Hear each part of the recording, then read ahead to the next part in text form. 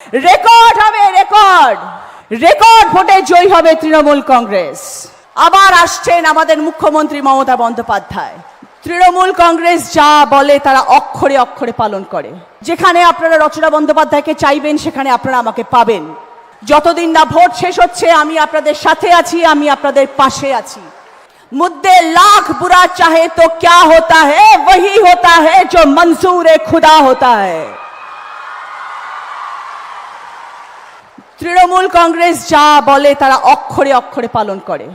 মানুষ নির্বাচিত করেছে তৃণমূল কংগ্রেসকে, তাদের জন্য কাজ করতে আমরা বদ্ধপরিকর।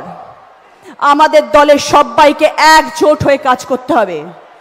এই জায়গা, এই মাটি আন্দোলনের, এই জায়গা বিপ্লবের, এই জায়গা সংগ্রামের, এই সিঙ্গুরের জমি গণ আন্দোলনের। আমরা হার কোনো দিন মানব না।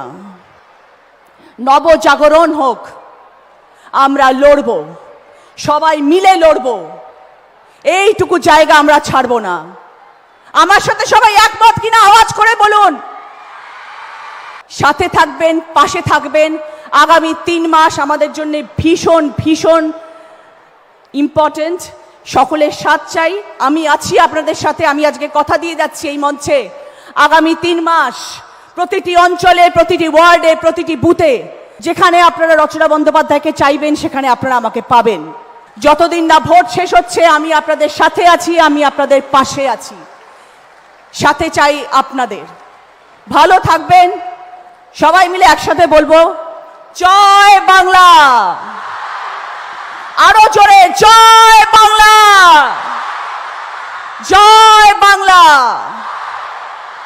অসংখ্য ধন্যবাদ। Thank you so much.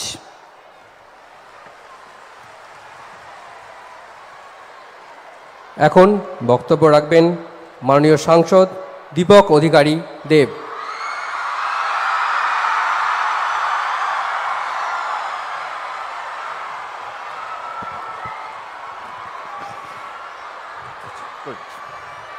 নমস্কার। প্রথমে আমি ধন্যবাদ জানাতে চাইবো আমাদের মাননীয় মুখ্যমন্ত্রী দিদিকে আমাকে এত সুন্দর দিনে এখানে নিয়ে আসার জন্য। থ্যাংক ইউ দিদি, থ্যাংক ইউ সো মাচ।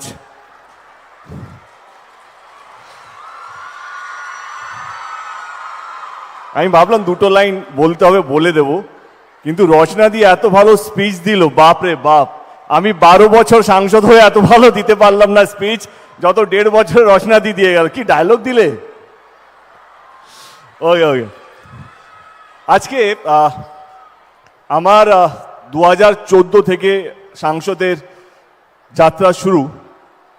2014 এবং আজকে 26, এই 12 বছরে আজকে দিনটা হচ্ছে আমার সবচেয়ে বড় দিন দেব সাংসদ হিসেবে।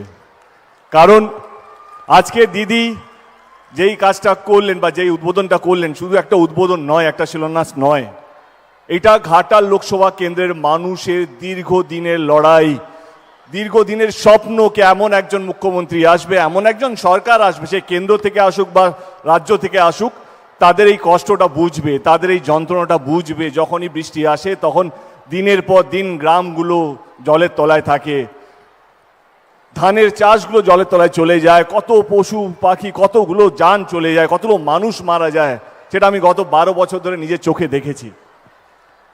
আমি 2014-তে যখন শপথ নিয়েছিলাম সাংসদে, আমার প্রথম স্পিচটাই বাংলায় দিয়েছিলাম এবং ঘাটাল মাস্টার প্ল্যান নিয়েই দিয়েছিলাম।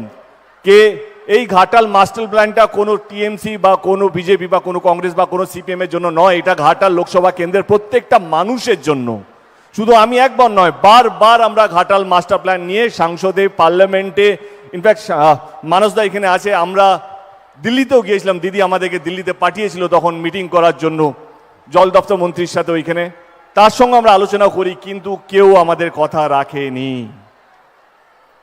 2024-এ নির্বাচনের আগে দিদি কথা দিয়েছিলেন যে ঘাটাল মাস্টার প্ল্যানটা তিনি করবেন, এবং 2025-এ আমাদের বিধানসভার বাজেটে তিনি 500 কোটি টাকা স্যাংশনও করেন এবং আজকে তার শুভ উদ্বোধন হয়ে গেল।